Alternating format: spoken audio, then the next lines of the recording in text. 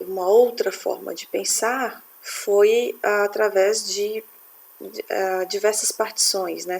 Essa técnica, ela previa que, ao invés de você ir alocando aqui, aumentando, né, o processo B aqui em cima do A, o processo C aqui em cima do B, ao invés de ir colocando as partições de acordo com a necessidade dos processos, né, armazenando somente base e limite, pensou-se então numa forma mais simples, uma forma de tentar simplificar esse gerenciamento, através das diversas partições, que era armazenando já quais seriam os blocos de tamanhos diversos, né, na memória, e aí o processo que coubesse, quer dizer, dentro daquele bloco, ele poderia ser alocado naquele bloco. Então, como é que eu faria isso, esse gerenciamento? Eu teria que ter uma lista de quais são os blocos livres, né? Então, eu teria qual que é o bloco de memória disponível, os blocos que teriam vários tamanhos, né, estariam espalhados aí na memória em qualquer posição. Então, eu teria que saber quais são os blocos livres e em quais posições que eles estariam. Quando um processo fosse criado, então, a memória que deveria ser alocada para ele é de um bloco livre, grande, o suficiente para acomodá-lo, né? Então, que ele deveria caber dentro do bloco, essa era a única restrição. E aí o sistema operacional deveria manter informações sobre essas partições, então, que estavam alocadas e essas partições livres. Isso poderia funcionar de algumas formas, com partições com uma única fila, né? Então eu tinha essas partições fixas, mas com uma única fila de entrada.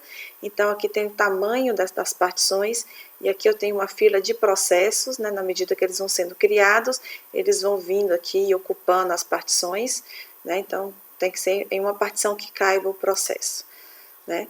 Eu poderia ter múltiplas filas, né? Então eu poderia ter aqui uma fila para todos os processos que coubessem na partição desse tamanho, né? Do tamanho da partição 4, eu poderia ter aqui os que cabem, né, os que coubessem na partição 3, e assim por diante, né? Então, múltiplas filas também foi uma forma pensada para implementar. A questão agora é qual seria o critério, então, para se formar essas filas, seja uma única fila ou várias filas, né? Qual é a ordem que eu coloco ali?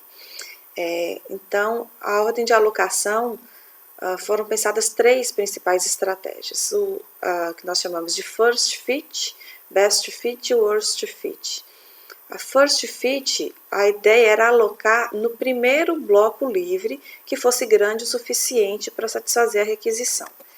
Então, o seguinte, esse processo aqui, ele deveria ser alocado aqui, era verificado na lista de blocos livres, né, ou partições livres, qual que era o primeiro. Então, assim, ele começa aqui no nível de sistema operacional e vai subindo. O primeiro que coubesse, ele enfiaria lá o processo.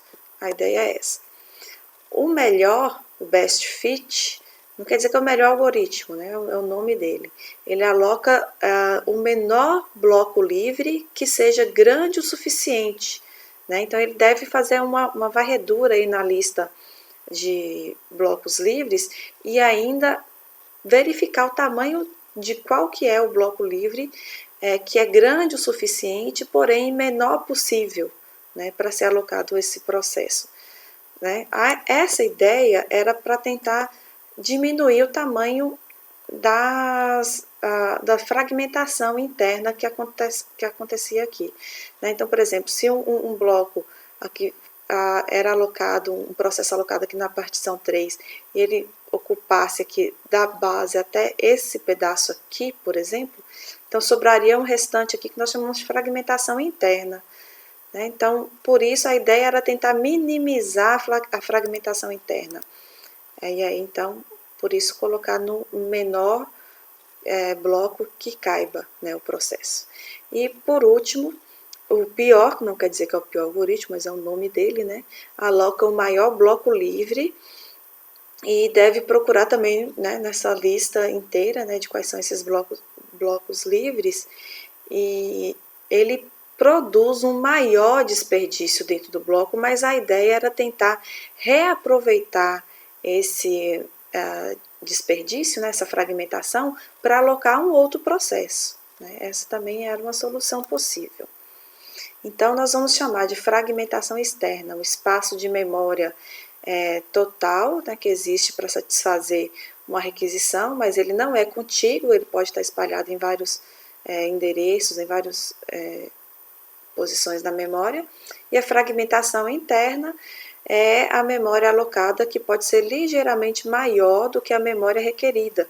E essa diferença de tamanho na memória interna, né, a partição, e não está sendo utilizada.